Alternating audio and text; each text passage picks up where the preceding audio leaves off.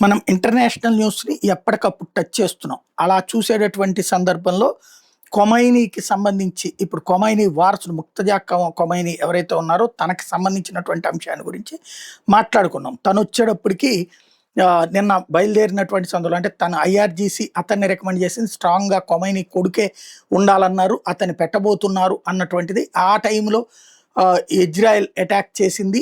Missile attack చేసింది. అతనున్నటువంటి భవనం ధ్వంసమైంది.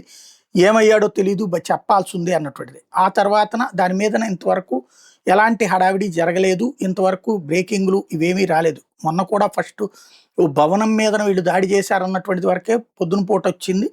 తర్వాత కూడా రాలేదు. రెండో రోజు పొద్దునకి కొమైనీ చనిపోయాడని వచ్చింది. ఆ మృతదేహాన్ని చూశాక అప్పుడు అమెరికా, ఇజ్రాయెల్ కన్ఫర్మ్ చేశారు.